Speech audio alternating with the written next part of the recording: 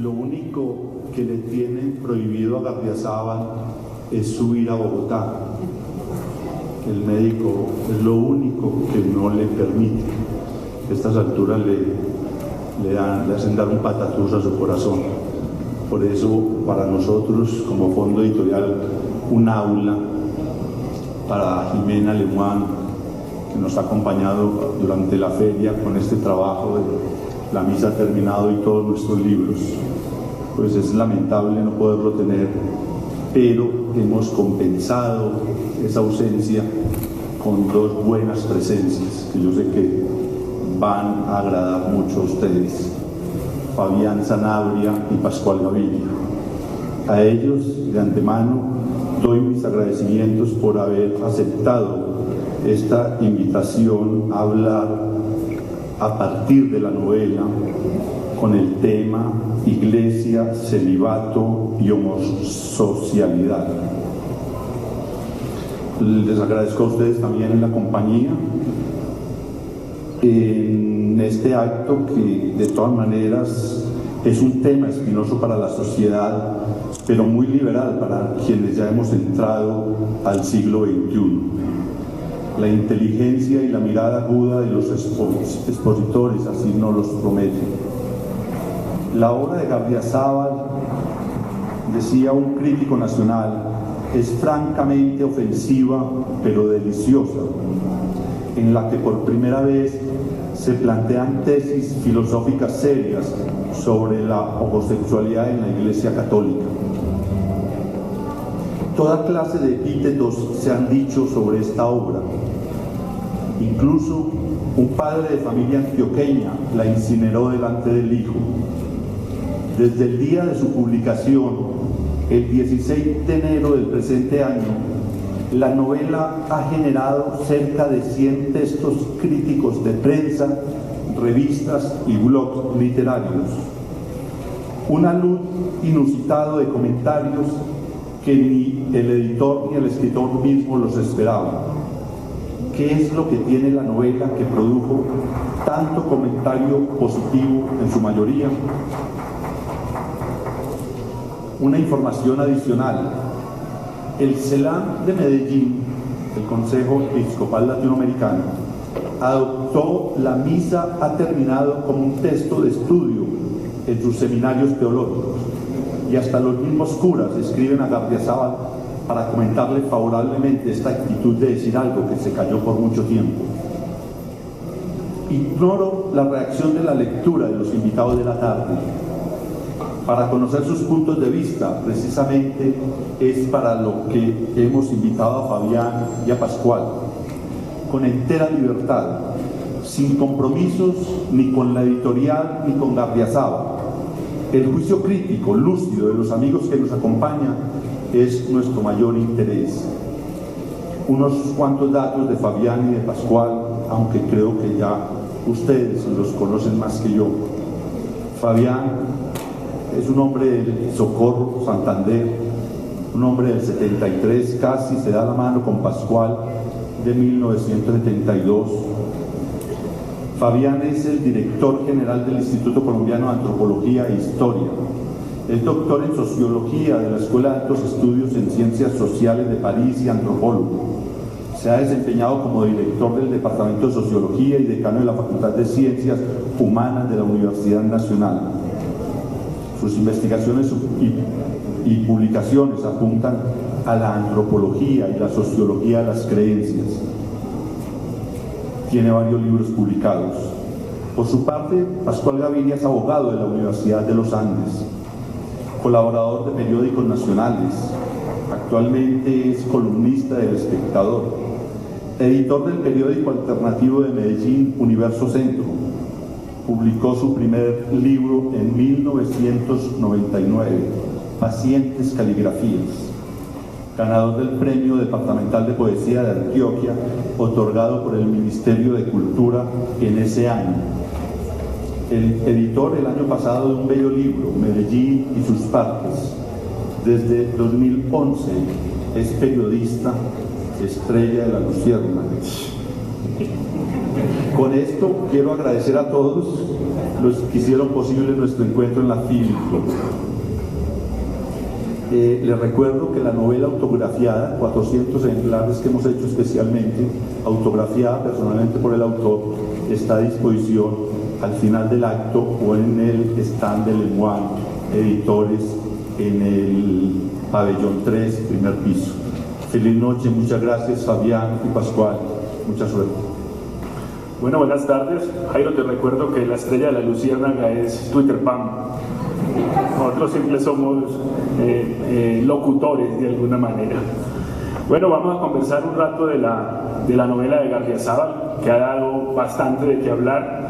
Se ha derramado tinta ya sobre el tema, incluso creo que sobrepasa la tinta que se ha derramado las 212 páginas de la novela.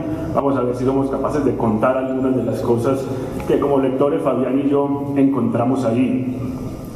Hace unos días leyendo un libro de Harold Bloom que se llama Gente Peligrosa, muy acorde con la novela que tenemos hoy para comentar, me encontré un capítulo que se llama Sexo en el Paraíso.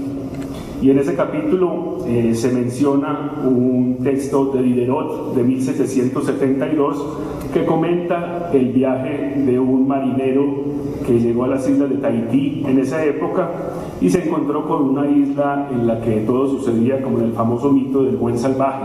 Una isla en la que, digamos, el líder de los nativos le ofreció al sacristán que venía en ese barco a su esposa y a sus 3 hijas, a la que quisiera, como simple gesto de hospitalidad. El sacristán, no sé si asustado porque algunos de sus compañeros lo podían sapear al regreso o si de verdad tenía tal voto de castidad estando en las lejanías, le dijo que su religión no se lo permitía.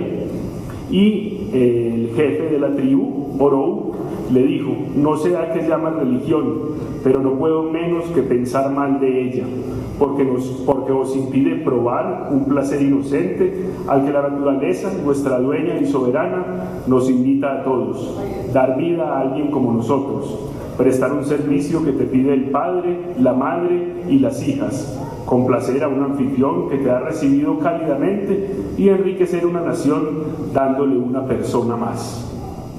Tiene algunas cosas interesantes que yo creo nos sirven para comenzar la conversación sobre el libro de Gardiazabal, y es lo que dice Diderot, que por supuesto estuvo en el índice de la Iglesia Católica, acerca de qué sería la pintura universal si la religión no hubiera impuesto ciertas prohibiciones y no hubiera alimentado ciertas taras, ciertos temores con respecto a la sexualidad. Dice: si se hubiera elogiado al arcángel Gabriel por sus hermosos hombros, si Magdalena hubiera tenido una aventura galante con Jesucristo, si en las bodas de Caná, entre un vino y otro, con gesto algo informal, Jesucristo hubiera pasado la mano por el cuello de una de las damas de honor o por las nalgas de San Juan, sin saber si seguiría siendo fiel al apóstol en cuya barbilla ya apuntaba un bozo ligero, ya veríamos qué sería de nuestros pintores, de nuestros poetas y escultores. ¿En qué tono hablaríamos de esos encantos que desempeñarían un papel tan grande y maravilloso en la historia de la religión y de nuestro Dios? ¿Cómo contemplaríamos la belleza a la que debemos el haber nacido, la encarnación del Salvador y la gracia de nuestra redención? De alguna manera esta novela de Gardiazabal, creo yo, lo que intenta, y lo dice explícitamente, es convertir en hombres a los sacerdotes que durante mucho tiempo estuvieron montados en un púlpito intocable, que durante un tiempo incluso dieron sus enseñanzas de espaldas y en un idioma inteligible. Lo que intenta Gardiazabal es bajarlos y ponerlos a una altura que los hace pedir perdón de alguna manera, si uno mira la moral que predican permanentemente. Esos personajes que están en la novela y que terminan envueltos en los más sórdidos acontecimientos de la prensa roja nacional, son los mismos que tienen la posibilidad de ir y echar el sermón en las iglesias. Entonces, juntar esos dos mundos que se juntan en las iglesias de alguna manera, en los corrillos, en voz baja, en este libro se juntan para el público. El mundo supuestamente sagrado de las iglesias y de los monasterios, y el mundo sórdido de los solares, donde los maricas se esconden para hacer sus travesuras, el mundo de los hoteles ocultos, donde tienen que entrar agachados, y el mundo de la prensa roja, donde terminan pagando su propio asesinato, como en este caso. No sé, Fabián, si querés comentar alguna cosa antes de que empecemos a hablar de los personajes claves de la novela. Bueno, yo debo decir que tan pronto recibí la invitación de conversar con Pascual Gaviria, pues me sentí muy honrado y dije, claro que sí, ni más faltaba, esto es una maravilla, yo estoy dispuesto a leerme la novela. No conozco a Gardiazabal, no lo conozco, a duras penas he escuchado por ahí algunos videitos que circulan, y entonces me llamó mucho la atención. Obviamente, pues en el colegio leí Cóndores no entierran todos los días, que sin duda alguna es una gran novela, y dije, pues yo quiero ver esto y quiero saber sobre todo en qué medida La Mesa Infinita se aparenta con La Puta de Babilonia de Fernando Vallejo. Yo quería justamente establecer como esos paralelos y dije, pues veamos a ver qué pasa.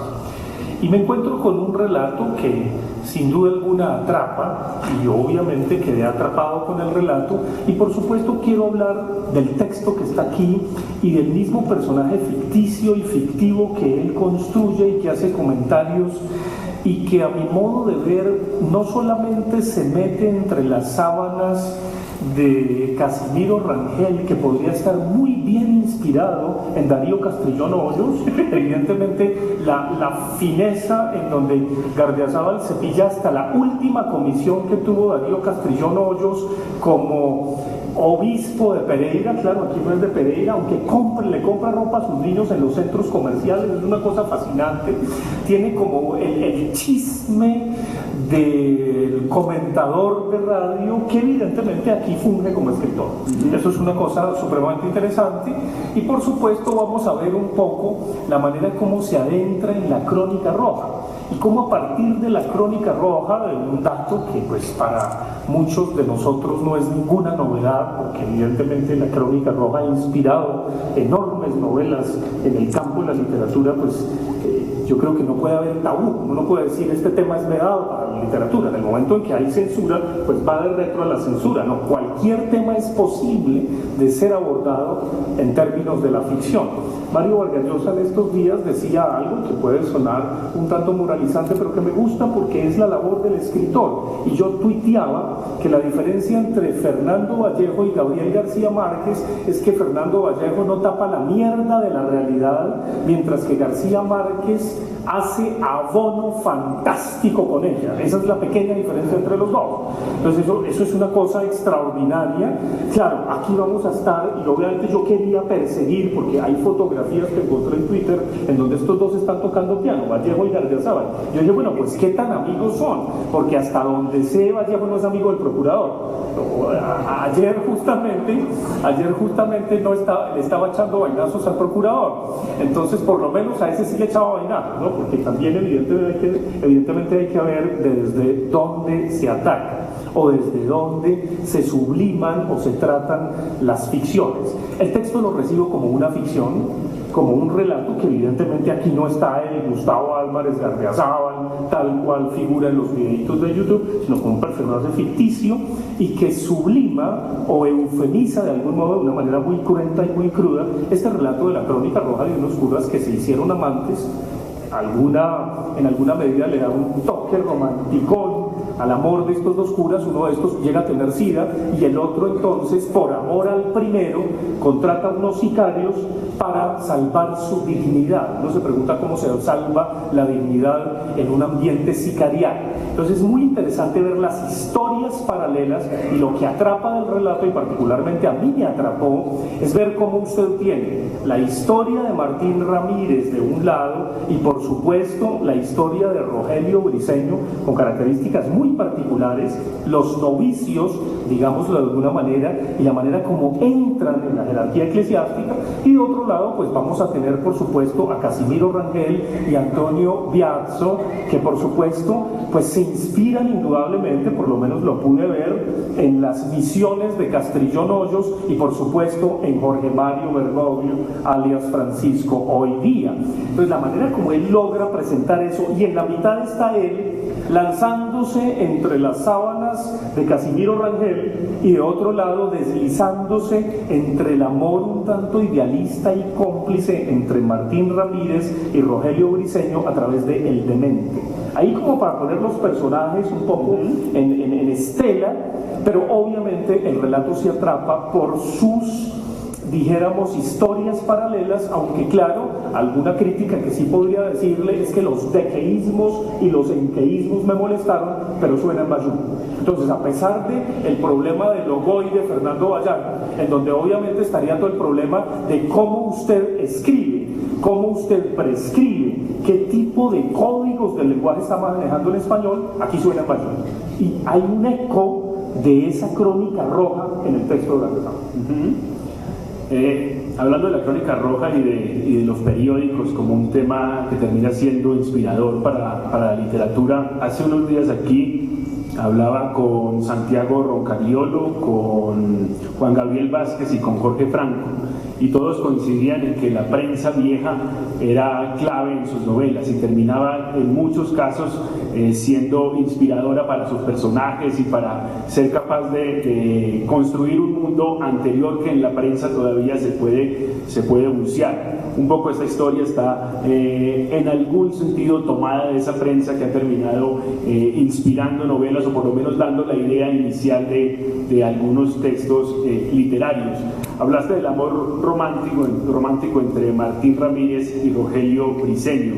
El amor, ellos hacen todo el tiempo sacrificios el uno por el otro, sacrificios del que ya mencionaste de contratar los sicarios, un sacrificio bien extraño, pero también se conocen por fuera del seminario. Martín Ramírez está en el seminario casi que porque no le queda ninguna opción, es horroroso, es langaruto, la ropa no se la pone sino que se la cuelga. Su mamá cuando lo recibe recién parido dice: este niño fue terminado o completado con orines.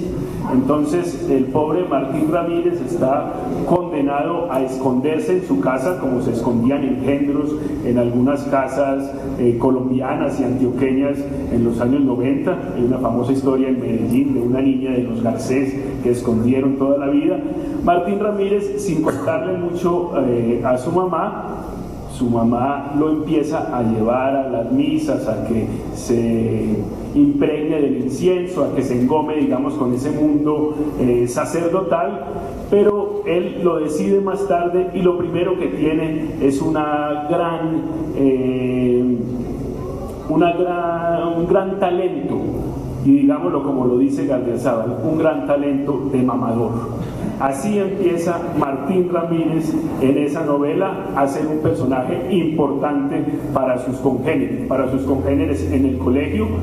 A todos los inicia en las artes sexuales, sin mucha distinción, viendo a ver cuál le gusta más que el otro, cuál va a ser más chismoso, sabiendo que mamándoselo a uno, pues el cuento se va a regar.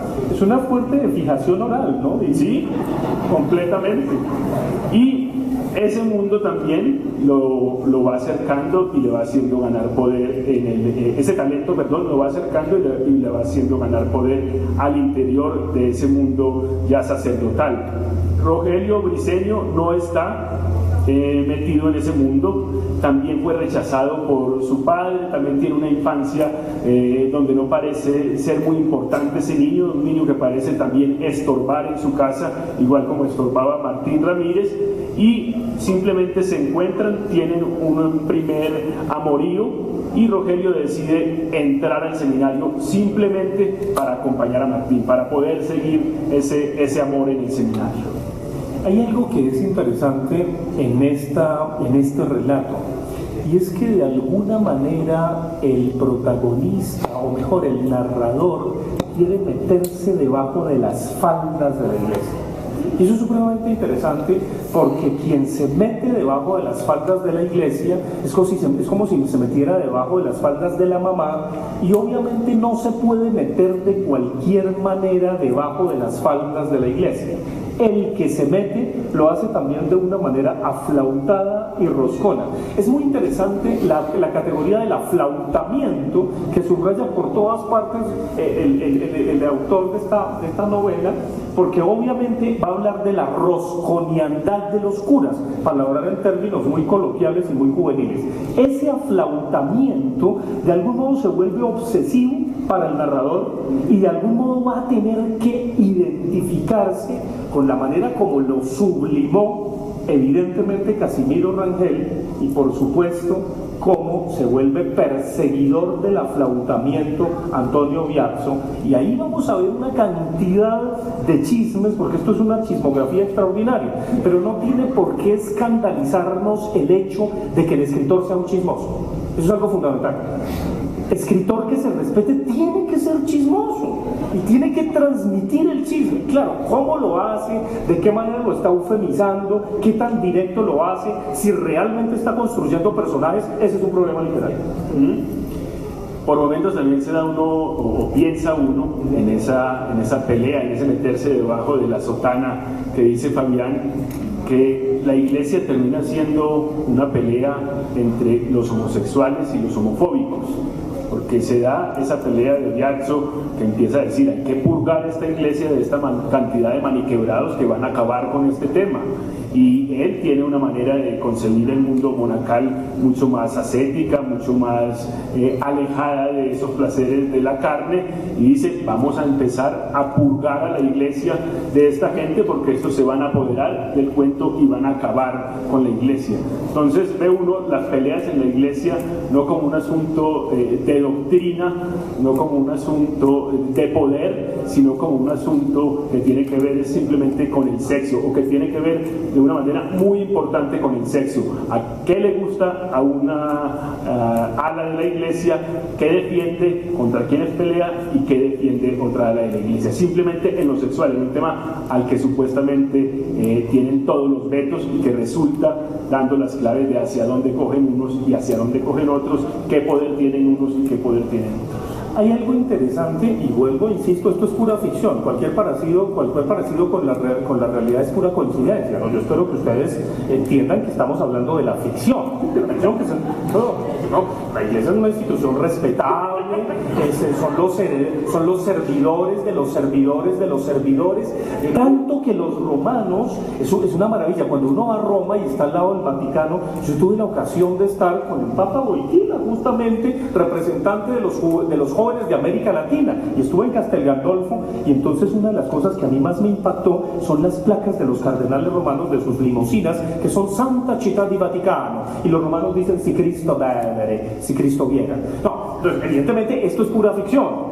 Yo vuelvo, insisto, estamos hablando de la ficción. Entonces es muy interesante porque obviamente en el campo de la iglesia y en el campo de las jerarquías, lo que esta ficción no es que esté denunciando, está presentando de la manera más chismosa y arrabalera posible. Yo creo que eso es reivindicado, y roscona, porque la rosconiandad del autor sí se trasluce, el aflautamiento. Yo creo que no tiene miedo, no me da pena, pero yo creo que Gardiazabal no le da miedo estar vestido de rosado en el cementerio de Tuluá. Ahora hay algo muy interesante. Definitivamente tomó partido por una de esas dos alas. Sí, no hay nada que hacer. Ahora, una de las cosas que me parece absolutamente simpático es la manera como él juega con Tuluá y Buga y Tuluá. Casi que hay la ficción entre Buga con respecto a Tuluá y Tuluá con respecto a Buga. Y el Señor de los Milagros va a cobrar un escenario extraordinario. Ahora, obviamente, tiene una explosión de imaginación, pero al mismo tiempo, repito, cualquier parecido con la coincidencia es pura realidad. Perdóname. Lo que quiero señalar es que hay y él lo señala, y me parece que eso es importante. No podemos dejar de hablar de estos temas en una sociedad tan importante y tan católica y tan comprometida como la colombiana. Una maricocracia que se instaló en el seno de la iglesia. Y como evidentemente, no, pues es una secta, es una especie de francmasonería. Y eso no solamente participa de otros campos de la producción cultural, porque muchísimos de los elementos del ascenso social se dan gracias a esa francmasonería, o digámoslo francamente, a esa maricocasa. No, yo creo que, como decir, no es una denuncia, es coger evidencias, coger algunos chismes que se sabe, coger un ambiente que conoce muy bien, lo que decís, Tuluá y Buga, y a partir de todos esos elementos construir una ficción que no le tiene miedo a hablar del tema religioso y sexual con todos los elementos que tiene, pero yo creo que también sirve como denuncia. Yo creo que sirve como denuncia porque la iglesia se ha encargado de cosas como estas. Hace poco recuerdo, hace más o menos unos 3, 4 años, 2 niñas que compartían su cariño, estaban experimentando la sexualidad. No se puede decir ni siquiera que las niñas eran lesbianas, estaban probando a ver si eran lesbianas. Pero en su colegio, sí, puede que sí, y se dedicaran a aretear, como diría Gardiazabal. En el colegio donde estaban, terminaron siendo señaladas por el rector del colegio, por un cura, que después fue apoyado por un obispo en ese señalamiento, y las niñas casi tuvieron que desaparecer del ámbito estudiantil. En ese colegio no pudieron estar, en los otros colegios de curas también seguían siendo señaladas. Entonces yo creo que sí sirve como denuncia la iglesia, que es capaz de señalar a unas niñas de 15 años que están iniciando su sexualidad y de someterlas a una especie de tortura del siglo XIX. Es bueno enrostrarles sus pecados de vez en cuando para que pierdan esa autoridad moral. Lo que estás diciendo me hace acordar de una vez en un programa, yo estaba en directo, claro, también obviamente la provocación está aquí desbordante.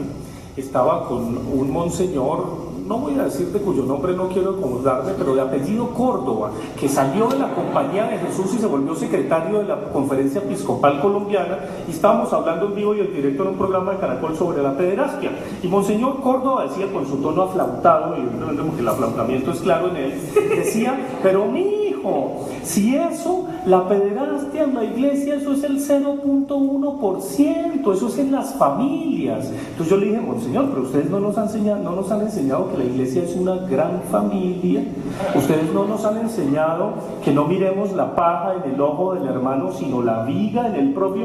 Obviamente hubo corte a comerciales. Yo estudié en un colegio de curas hasta 4º bachillerato, y en ese colegio de curas era absolutamente normal y comentado entre chistes que el cura enfermero, hermano del director de primaria, el hermano Luis, atendía muy bien a los niños que tenían ciertos dolores, y que la enfermería tenía algunos peligros evidentes y en ocasiones era mejor aguantar el dolor de estómago por fuera de la enfermería que someterse a unos posibles sobamientos. Y era absolutamente normal. O sea, supuestamente esto es para conmoverse, pero adentro de ese colegio, que era un colegio solo de hombres, de niños, eso era un chiste permanentemente y se comentaba todo el tiempo, y claro, no vayamos, el hermano Luis ya lo atiende, bueno, no tenía ningún problema. Entonces, si dentro de esos colegios se da, no tiene ningún problema. Los papás, en algunos casos seguro lo sabían, y el hermano Luis jamás fue removido de la enfermería. ¿Por qué no se puede ventilar entonces los temas públicamente? Si adentro se hace sin ninguna especie de vejación, sin ninguna especie de temor, pues afuera de la iglesia también hay que hacerlo. Yo quiero que resaltemos algo volviendo a la ficción, y me parece importante, y es que hay instituciones que indudablemente favorecen la homosocialidad, es decir, las instituciones religiosas, las instituciones militares y otras tantas favorecen la convivencia entre personas del mismo género, entre personas del mismo sexo. Y por supuesto, pues es evidente que ahí se presentan comportamientos sexuales a partir de ese ambiente homosocial. Eso no puede ser un tabú, no puede ser un horror para la sociedad, es algo absolutamente normal. Lo que es aterrador es negarlo y pontificar sobre lo bueno, lo bello, lo recto y lo justo a quienes hacen lo contrario. Yo quería que comentáramos también un poco, ya mencionamos los personajes, y vos mencionaste también el personaje, digamos que se parecería más al autor, el narrador de alguna manera. al principio lo vi como el autor, todavía no había claves porque después resulta ser un médico, pero en un comienzo, cuando él empieza a hablar, lo vi como el autor porque parecía entonces que el libro daba una especie de saltos. Teníamos la trama, donde gira por capítulos cortos a través de los personajes, o gira alrededor de los personajes, de Martín Ramírez, de Rogelio Briceño y de Casimiro Rangel, y en algunos momentos se cambia el tono de la narración y habla una voz diciendo ¿por qué estoy escribiendo esto? Entonces, en el primer momento parece ser directamente el autor, después vemos que es un personaje de ficción también, pero hay una especie de salto interesante y en cualquier libro que el autor te hable directamente y te diga por qué estoy escribiendo esto, da cierta atención, como que uno brinca de la trama y tiene un llamado de atención cuando te habla el supuesto narrador autor, que uno lo podría convencer o confundir por momentos. Y tiene también el libro algunas cartas que llaman la atención, ¿no? Sí, son cartas. Es bien curioso cómo se inventó esta vaina. Por eso me pregunto si este personaje, o por lo menos el narrador, no tuvo la nostalgia de haberse metido a un seminario, porque evidentemente conoce el mundo eclesiástico de una manera paraconsistente. Es decir, uno dice, estuviera así, es bien cura en el fondo. Yo no sé si le guste, pero veo una cosa ahí entre roscona y eclesiástica y que pontifica. Evidentemente yo no sé cómo va a recibir esto el Procurador General de la Nación, que se supone es amigo de él. Vallejo también tiene sus dejos sacerdotales. Claro, yo me lo imagino a él con una sotana absolutamente cura. Además, la manera como él lee es un cura puro. Ese es otro fundamentalista. Y cuando dice, ¿por qué es que vamos a acabar, muchachitos de Colombia? Ese es el pontífice. Yo lo veo jesuita vestido de negro, con esas sotanas que usaban antes de 1000 botones que pues les costaba volárselos de una, ¿no? Sí. Esa bragueta inmensa.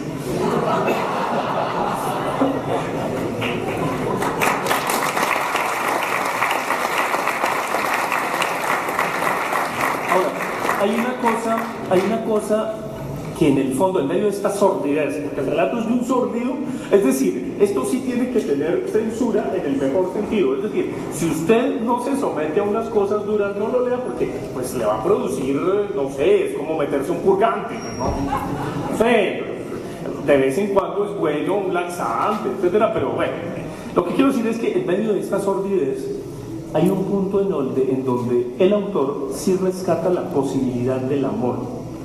Y eso es aterrador. La mayor sordidez llega a descubrirla, y eso sí me atrapó el relato. No mencionamos la carta. Sí.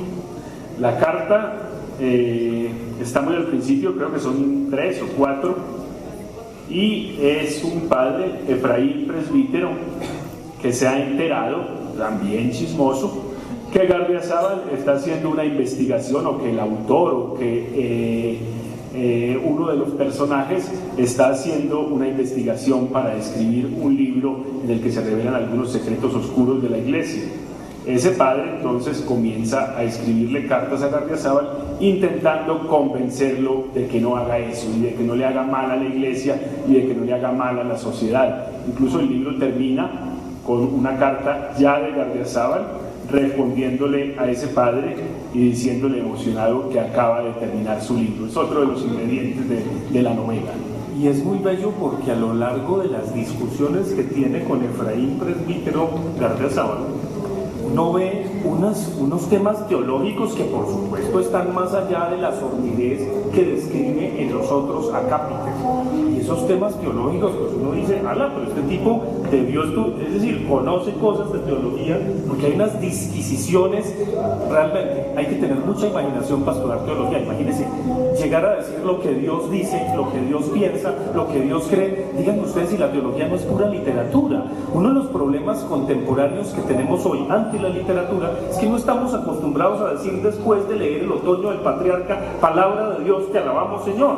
Pero cualquiera que haya estudiado arqueología bíblica sabe que evidentemente la Biblia es literatura. Sí, tiene ese asunto, digamos, que es ciencia ficción, esa especie de intentar meterse en esos temas hondos de la iglesia que, por supuesto, para los negos y para quienes no creemos en el rollo resultan ser ciencia ficción. Y tiene otra cosa interesante, y es apelar a la religión como algo que termina enloqueciendo.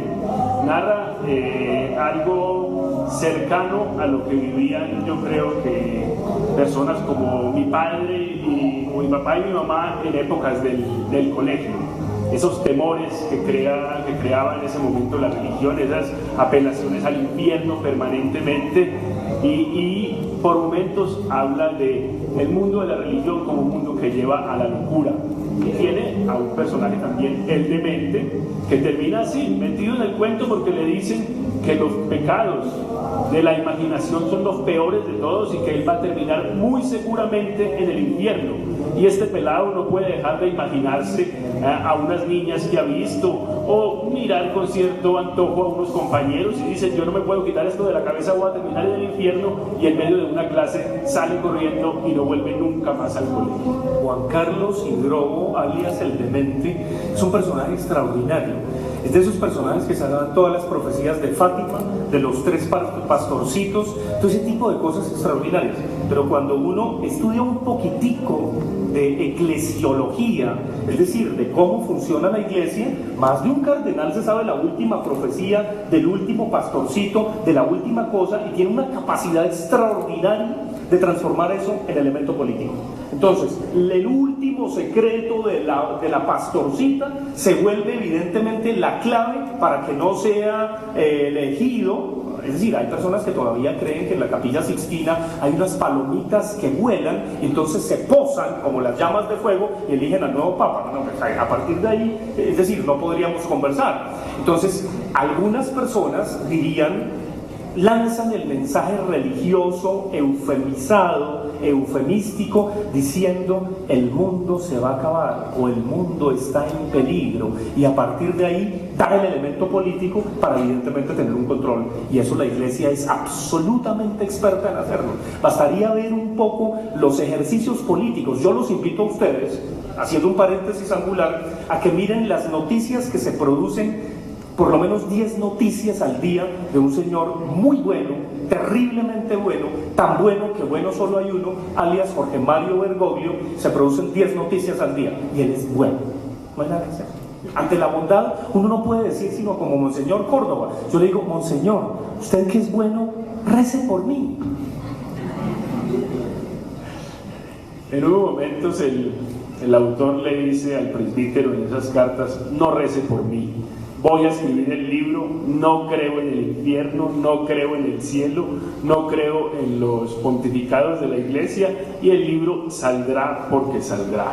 Esa es una especie de sentencia que le da el autor al padre que está intentando convencerlo.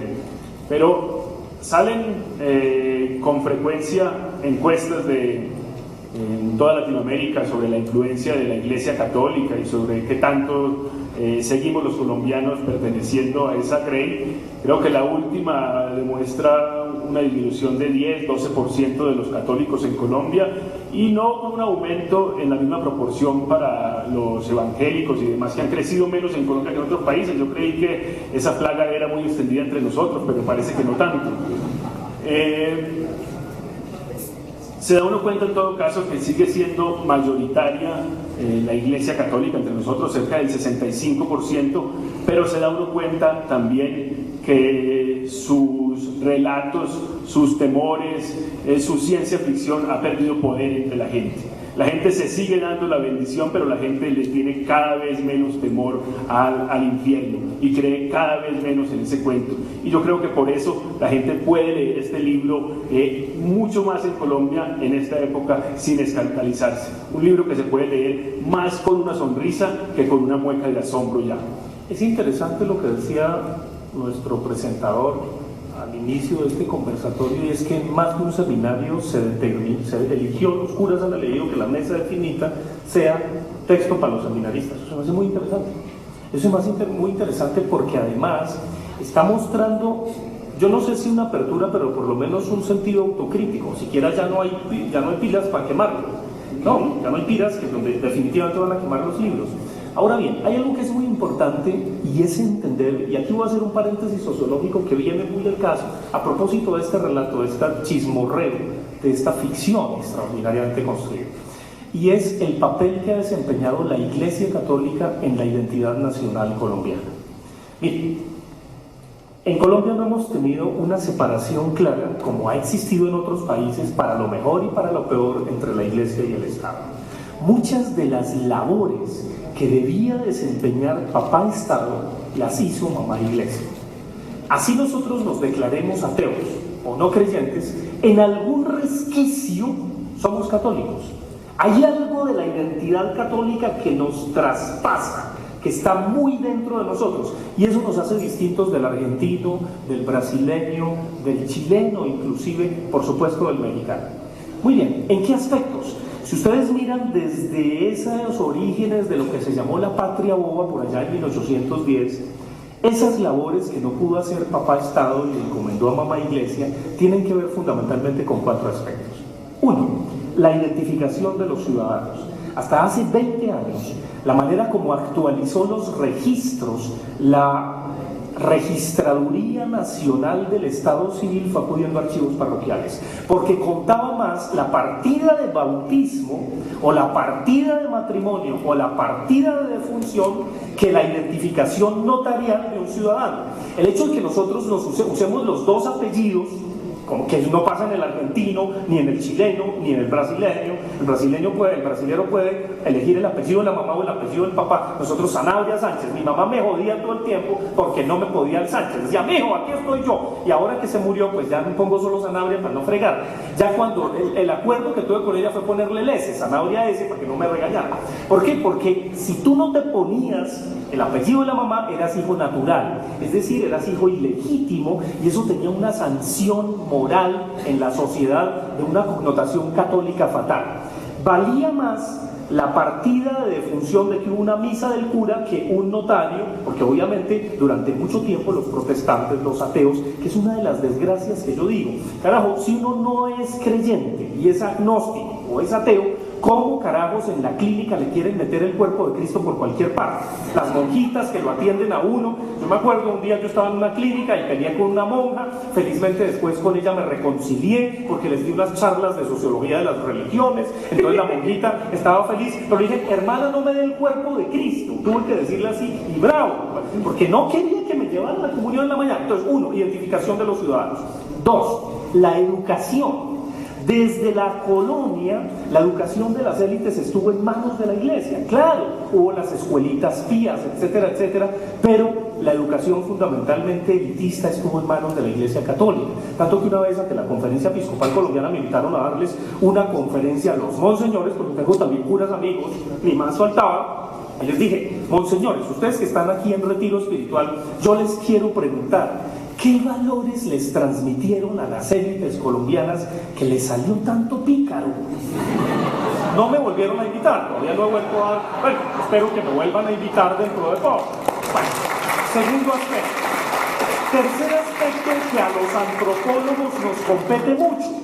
En las regiones apartadas, donde no llegaba el Estado, pues evidentemente los dominicos, los capuchinos, los franciscanos fueron a llevar el Evangelio. La mayoría de comunidades indígenas evangelizaron a estos grupos humanos y gracias a ellos el castellano que hablan es gracias a la Iglesia. Algunos fue en una mano el breviario y en la otra el látigo, ni más faltaba. Eso hay que evaluarlo. Después entró al Instituto Lingüístico de Verano y empezaron a competir los protestantes con los evangélicos y con los católicos, y evidentemente el mercado religioso fue de otra naturaleza. Pero en esos sectores apartados donde el Estado no llegó, llegó la Iglesia. Y algo que es muy importante son las obras pías, las obras de benevolato y de beneficencia. Los hermanos hospitalarios de San Juan de Dios introdujeron la medicina en Colombia. Entonces hay una cantidad de elementos, y algo que sí yo quiero reivindicar, y perdónenme que me salga del libreto, es la labor de las lauritas. Esa señora, la madre Laura es una berraca. Por favor, léanse las novelas de la madre Laura. Y tengo mucha piedra porque la imagen que nos vendieron de la madre Laura es absolutamente photoshopeada por la W y por el Éxito. La madre Laura no entró al convento flaca como una mosquita muerta. Ella era gorda y entró a los 39 años de despecho. Ella entró despechada al convento y le decía a las monjas: vengan a ver al monstruo. Léanse esas novelas profanas de la madre Laura. Mire, esa era una santaza. Cuando me contaron los paisas que van a hacer un gran puente que se llama la madre Laura, me alegré. Cierro el paréntesis. Y escribe muy bien la madre Laura. De verdad que tiene sus relatos también de las correrías en Dabeiba y demás, son muy buenas. Y era loca también, claro, tenía que ser loca porque un santo tiene que estar absolutamente loco. La madre Laura tuvo en Medellín una pelea bien fuerte con la sociedad, la señalaron permanentemente, incluso Carrasquilla salió en su defensa y escribió una carta muy buena, no sé si escrita entre los dos, yo creo que algo tuvieron, porque Carrasquilla... redactando esa carta algo tuvieron. El caso es que la madre fue muy señalada en Medellín en una época por ciertas personas, un chisme que tenía que ver con un colegio que ella supuestamente había señalado a la familia de Alfonso Castro y su hermana, un chisme de élite en Medellín. Y la madre en un momento, en esos momentos difíciles, reconcentrados, pensando en su tema, ella calienta un cuchillo y se hace una cruz en el pecho con ese cuchillo, por lo que digo que la madre estaba completamente loca. Pero escribía muy bien y tenía muy buena prosa y tenía inteligencia y tenía cuento la madre Laura, sin duda. Y se dio cuenta que pertenecía también a una élite. Su colegio quedaba en el Parque Bolívar en Medellín, ahí se educaban la gente de la élite, hasta que tuvo esa pelea con la familia Castro y la sacaron de ahí y le cerraron su colegio.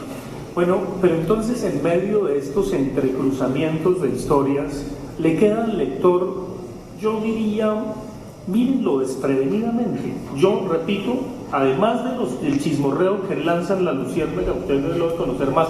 Esto es fascinante en la radio, porque es que usted puede estar en tu lado, el otro puede estar en otro lado, y es genial. Yo creo que uno de los medios de comunicación que realmente son fascinantes es la radio. En el momento en que los colombianos escuchemos más radio, sigamos, es decir, la radio es una vida apasionante. Ustedes es lo que hacen. Mire, yo siento la mayor envidia de la buena. Bueno, no hay envidia de la buena, envidia. Sí, es una mentira permanente. Yo creo que incluso el doctor Peláez lo dice: si nos sacaran por televisión esto se acaba en 3 semanas. Y es para no, o sea, es algo tan serio, muy serio, que no se debe tomar en serio. Entonces, tómenlo así.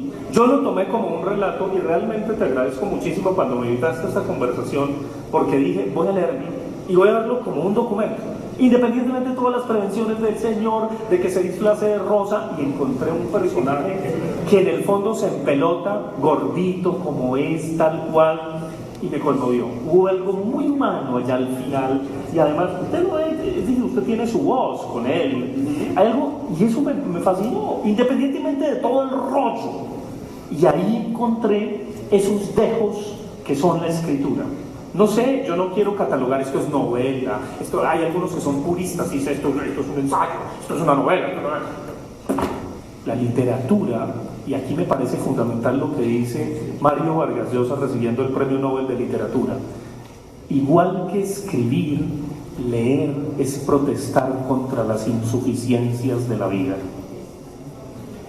Tiene el libro, sea novela, sea ensayo, sea perorata, sea chismorreo, sea confesión personal, tiene tonos varios y uno va pasando de uno al otro. A mí lo que más me sorprendió y lo que más me gustó es el retrato de los personajes, sobre todo de 3 personajes claves, y creo que la historia, el libro está construido de esos 3 personajes, porque además se reitera la descripción de un capítulo a otro, se dice otra vez que Martín Ramírez es un langaruto horroroso terminado con orines, uno se lo imagina en cada capítulo y cada vez se lo cree más, como esa reiteración hace que uno crea más, cada vez más en los personajes, y que a lo último en la página 212 uno ya tenga alguna familiaridad con ellos. Me gusta el agua de Colonia de Roger Galé, que indudablemente usa Casimiro Rangel. Entonces es una cosa extraordinaria. Claro, y al entrar al agua de Colonia, que es muy, dice RG, Roger Galé, es muy interesante porque llega hasta esos detalles y obviamente uno ve, claro, yo no podría dejar de imaginarme al señor canosito, estilizado, muy machito, no nada roscón. Casimiro nunca fue roscón. No era como Alfonso López Trujillo, que en plena iglesia africana, en una conferencia ante la iglesia de África, dice que el condón no detiene el SIDA. No, a mí sí me hace un pecado contra el Espíritu Santo que ese señor, que fue el prefecto de la Congregación para la Familia, la Moral y las Buenas Costumbres, diga que el condón no detiene el SIDA. Está bien que él no lo use, pero por favor, a la iglesia africana no diga eso. Ahora que hablabas del poder de la iglesia en Colombia y hablabas como del tema un poco en pasado, uno ve noticias de los últimos días, pues en Popayán salió el decreto de que estaban prohibidas las fiestas profanas durante la Semana Santa, decreto firmado por el alcalde. Durante el carnaval de Barranquilla, Elsa Noguera sacó también un decreto prohibiendo los disfraces que aludieran a cosas satánicas o cosas de este tipo, que fueran burlescos con personajes de la iglesia. Y hubo otro alcalde en este momento, no recuerdo de dónde, con un decreto parecido en los últimos meses. O sea que esa influencia todavía está, y tenemos al procurador todavía con 2 años y medio de periodo para saber que la influencia existe, y tenemos a un alcalde destituido como Alonso Salazar, otra vez, digamos, puesto en donde estaba por el Consejo de Estado, simplemente por dar una pelea, según parece, con el procurador, con el tema de la clínica de la mujer y la posibilidad de hacer abortos en los 3 casos que dijo la Corte Constitucional. Pero si al procurador no le da la gana, pues tiene sus puntos o sus vueltas para oponerse a eso desde la doctrina de la Iglesia y no desde la Constitución colombiana. Yo me acuerdo cuando Monseñor Rebollo Bravo era cardenal primado de Bogotá, yo me mandé a bautizar grande, porque yo era hijo de mamá goda, católica, y de papá comunista izquierdoso. Entonces mi mezcla fue muy berraca por eso. Entonces, como uno se rebela contra el papá, me mandé a bautizar grande, porque a mí me encantaba comulgar. Entonces yo era feliz haciendo la fila para comunión, y entonces un día le digo a mi mamá, mamá, tan rico que es comulgar, y me dice, hijo, usted no está bautizado. Entonces me mandé a bautizar como un animalito por ahí. Entonces me mandé a bautizar grande, obvio. Claro, yo creí que cuando a uno lo bautizaban, porque cuando usted se bautiza grande le dan diploma de bautismo, yo estoy esperando el de la excomunión, todavía ese no me lo han dado, pero sigo teniendo unos grandes amigos curas. Pero me agarré con Monseñor Rebollo Bravo, recién bautizado, él me dio la confirmación, el bautismo y toda la cosa. Y yo peleé con él porque me acuerdo que prohibió el Festival Iberoamericano de Teatro de Fanny Mickey. Yo escribí mi primer artículo en la revista Utopías, que maneja Héctor Torres, que fue un excura de Lovaina y toda esa vaina. Ahí escribí mi primer artículo, que se llamó La Pascua de mi vida. Y yo cuento cómo me mandé a bautizar, y le terminaba diciendo a Monseñor Rebollo Bravo, pero Monseñor, ¿usted por qué prohíbe el teatro si lo que ustedes lo que hacen cada Semana Santa es puro teatro? Felizmente eso ya no se da, no tiene la posibilidad. Miren, realmente, perdónenme, y aquí quiero retomar un tema que es muy importante, Pascual, y es la idea de lo sagrado y lo profano. Felizmente, miren, ustedes no se imaginan lo feliz que me sentí en Semana Santa, y yo creo que ahí Ana Marta Pizarro hizo una labor extraordinaria. Y me parece fantástico que en este país algún día tengamos una política de teatro, una política cultural de teatro. Yo lloraba viendo las piezas que vi. Dije, hola, si Dios no está ahí, entonces ¿dónde carajos está? Y eso no me impide ir a visitar monumentos, y eso no me impide participar de las liturgias. Lo que sí me da mucha piedra es que las iglesias coloniales, los curas se las tiraron porque le quitaron las luces amarillas esmeriladas por luces blancas ahorradoras, porque ahorran. Entonces, con esa mezquindad del demonio, no entienden que sí se pueden conseguir luces esmeriladas que ahorren. Hay que decírselos, por favor. En eso coincidimos, porque también soy buen admirador de las procesiones. Me gustan, digamos, por fuera de la iglesia, cuando en las procesiones, verlas pasar, y siempre una cerveza en mano acompaña bien la cerveza. Bueno, yo creo que ahí ustedes tienen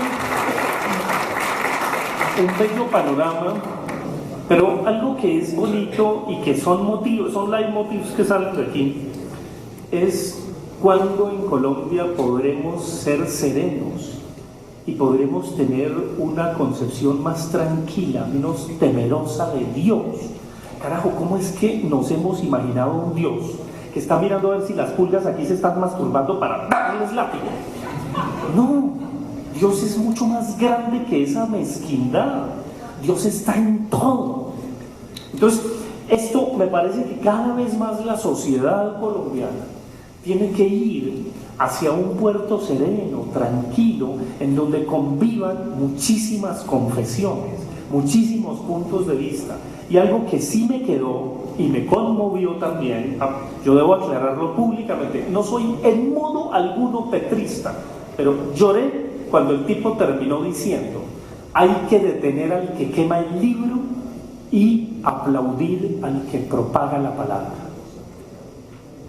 Para que vamos terminando, entonces les voy a leer dos líneas.